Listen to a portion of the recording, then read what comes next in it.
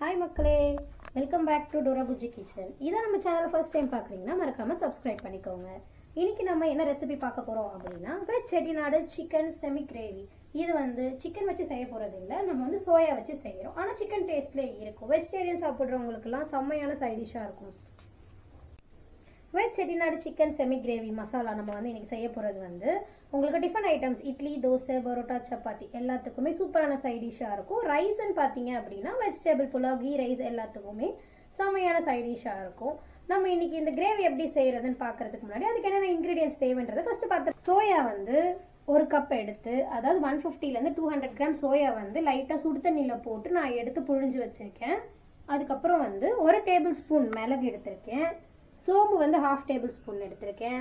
ஜீரகம் 1/2 table spoon எடுத்திருக்கேன். பட்டை, லவங்கம், ஏலக்காய் எல்லாமே 2 பீஸ் எடுத்திருக்கேன். காஞ்ச மிளகா காம்பு கிள்ளி 6 to 7 பீஸ் எடுத்திருக்கேன். தனியா 1/2 டேபிள் ஸ்பூன் எடுத்திருக்கேன். பூண்டு 6 to 7 பல்லு பூண்டு தனியா நான் எடுத்து வச்சிருக்கேன். தேங்காய் 1/2 கப் நான் சின்ன சின்னதாக கட் பண்ணி எடுத்து வச்சிருக்கேன். இதை நீங்கள் துருவியும் ஆட் பண்ணிக்கலாம், பல்லாவும் எடுத்து ஆட் பண்ணிக்கலாம். நான் பல்லா தான் எடுத்து ஆட் பண்ணியிருக்கேன்.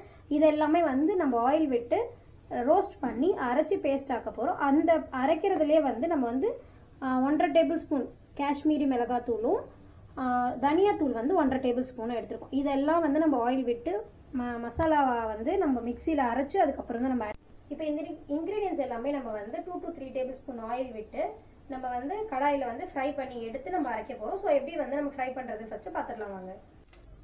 ஃபஸ்ட்டு ஒரு பாத்திரம் வச்சுட்டு 1 டேபிள் ஸ்பூன் எண்ணெய் ஆட் பண்ணிக்கலாம். ஆயில் நல்லா ஹீட் ஆனதுக்கப்புறமா பட்டை லவங்கலாம் நம்ம எடுத்து வச்சுருக்கோம்ல, அது ஆட் பண்ணிக்கலாம். அது பொரிஞ்சதுக்கப்புறமா நம்ம மிளகு எடுத்து வச்சுருக்கோம், அந்த மிளகு ஆட் பண்ணிக்கலாம். மிளகு லைட்டாக வெடிக்கணும். வெடிச்சதுக்கப்புறம் தான் நம்ம அடுத்த இன்க்ரீடியன்ஸ் ஆட் பண்ண போகிறோம்.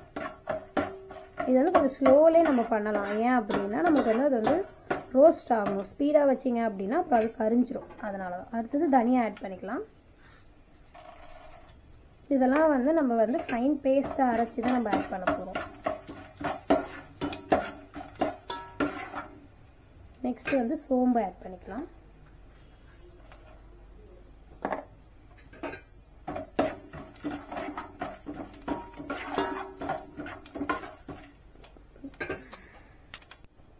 இப்போ சீரகம் ஆட் பண்ணிக்கலாம். நெக்ஸ்ட்டு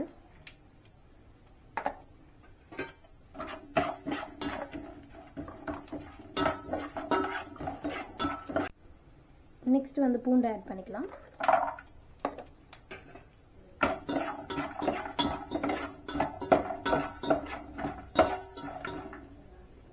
நெக்ஸ்ட் காஞ்ச மிளகாய் ஆட் பண்ணிக்கலாம்.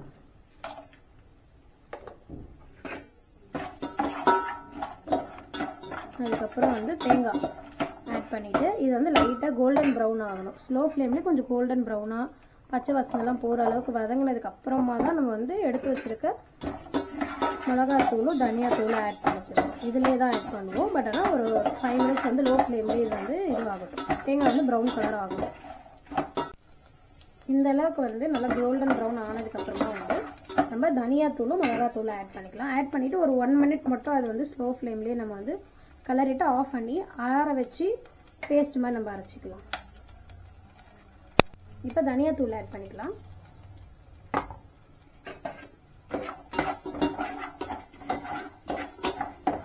இப்போ மிளகாத்தூள் ஆட் பண்ணிக்கலாம்.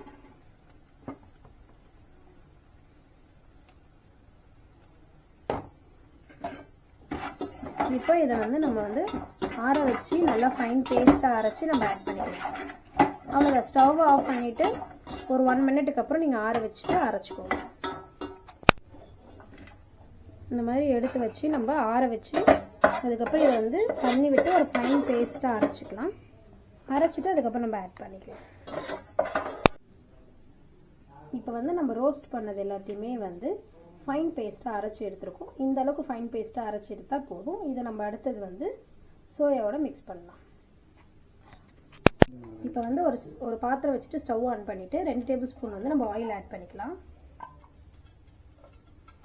ஆயில் நல்லா ஹீட் ஆனதுக்கப்புறமா நம்ம ஆயில் நல்லா ஹீட் ஆனதுக்கப்புறமா 1/2 டேபிள் ஸ்பூன் சோம்பு, 3 காஞ்ச மிளகா, ஒரு கொஞ்சோண்டு கருவேப்பிலை வந்து நம்ம ஆட் பண்ணிக்கலாம்.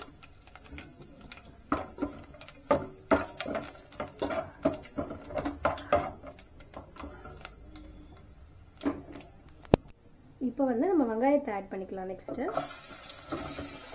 வெங்காயம் ஆட் பண்ணிவிட்டு கொஞ்சம் உப்பு போட்டுட்டு அது நல்லா கோல்டன் ப்ரௌன் ஆகிற அளவுக்கு நம்ம வந்து ஃப்ரை பண்ணிக்கலாம் ஆயில்லையே.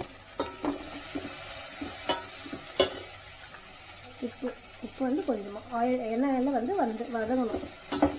வெங்காயம் எண்ணெயில் வதங்கணும், அதுக்காக தான் நம்ம ஆட் பண்ணுறோம். கோல்டன் ப்ரௌன் ஆகிற வரைக்கும் நம்ம வதக்கணும். 4 மீடியம் சைஸ் வெங்காயத்தை மெலிசாக கட் பண்ணி எடுத்துக்கிட்டோம். அதுக்கப்புறம் வந்து 4 மீடியம் சைஸ் தக்காளியும் வந்து நம்ம மெலிசாக கட் பண்ணி எடுத்துக்கிட்டோம். இது வந்து கோல்டன் ப்ரௌன் ஆகிற அளவுக்கு நம்ம ஃப்ரை பண்ணிவிட்டு அதுக்கப்புறம் நம்ம வந்து தக்காளி ஆட் பண்ணிக்கலாம். இந்த அளவுக்கு வந்து ஆனியன் வந்து கொஞ்சம் கோல்டன் ப்ரௌன் ஆனதுக்கப்புறமா வந்து நம்ம 4 மீடியம் சைஸ் தக்காளி மெலிசாக கட் பண்ணி எடுத்துக்கோல அதை வந்து ஆட் பண்ணிக்கலாம்.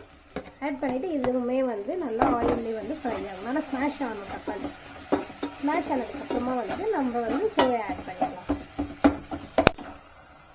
இந்த அளவுக்கு வதங்கினதுக்கப்புறமா நம்ம வந்து சோயா ஆட் பண்ணிக்கலாம்.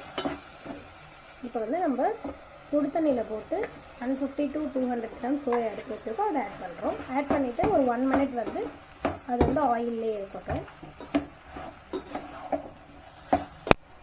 இந்த அளவுக்கு சோயா வந்து நல்லா மிக்ஸ் ஆனதுக்கப்புறமா வந்து நம்ம அரைச்சி எடுத்துருக்கோம்ல ஃபைன் பேஸ்ட்டு, அந்த பேஸ்ட் வந்து ஆட் பண்ணிக்கலாம். ஆட் பண்ணிவிட்டு நல்லா மிக்ஸ் பண்ணி விடணும். அது வந்து ஒரு கொதி வரட்டும். அதுக்கப்புறமா வந்து நம்ம வந்து வாட்டர் ஆட் பண்ணிக்கலாம். இப்போ உங்களுக்கு வந்து கிரேவியாக வேணும் அப்படின்னா நீங்கள் கொஞ்சமாக தண்ணி ஆட் பண்ணிக்கோங்க. செமி கிரேவியாக வேணும் அப்படின்னா கொஞ்சம் நிறைய தண்ணி ஆட் பண்ணிக்கோங்க. இப்போ தண்ணி ஆட் பண்ணிக்கலாம். ஆட் பண்ணிவிட்டு மிக்ஸ் பண்ணிவிட்டு நம்ம வந்து உப்பு பார்த்துக்கலாம். உப்பு பத்தலை அப்படின்னா உப்பு ஆட் பண்ணிக்கலாம். இந்த அளவுக்கு திக்கானதுக்கப்புறமா நாங்கள் இறக்கிக்கிறோம். ஏன்னா நாங்கள் பரோட்டாவுக்கு வந்து சைடிஷாக யூஸ் பண்ண போகிறோம். இந்த அளவுக்கு நீங்கள் திக்கானதுக்கப்புறம் இறக்குனீங்கன்னா இட்லி, தோசை, பரோட்டா, சப்பாத்தி எல்லாத்துக்குமே யூஸ் பண்ணலாம். ரைஸுக்குன்னா இன்னும் கொஞ்சம் திக்கானதுக்கப்புறமா வந்து நீங்கள் இறக்கிக்கலாம். இப்போ வந்து கொத்தமல்லி தூவிட்டு நம்ம ஸ்டவ் ஆஃப் பண்ணிவிட்டு சர்வ் பண்ணிடலாம். சூப்பரான veg chicken Chettinad gravy ready. அவ்வளோதான், சூப்பரான veg chicken Chettinad gravy ready ஆயாச்சு. இன்றைக்கி எங்கள் வீட்டிலேயே செஞ்ச பரோட்டா கூட இந்த சைட் டிஷ்ஷை வச்சு நாங்கள் சாப்பிட போகிறோம். சாப்பிட்டுட்டு எப்படி இருக்குது அப்படின்றத நான் சொல்லிடுறேன். இந்த வீடியோவை கண்டிப்பாக நீங்களாம் ட்ரை பண்ணி பார்த்துட்டு கமெண்ட் செக்ஷனில் எப்படி இருக்குன்னு சொல்லுங்கள். இந்த வீடியோ பிடிச்சிருந்தா லைக் பண்ணுங்கள், ஷேர் பண்ணுங்கள், கமெண்ட் பண்ணுங்கள். மறக்காம டோரா புஜ்ஜி கிச்சனை சப்ஸ்கிரைப் பண்ணிக்கோங்க. பாய் மக்களே.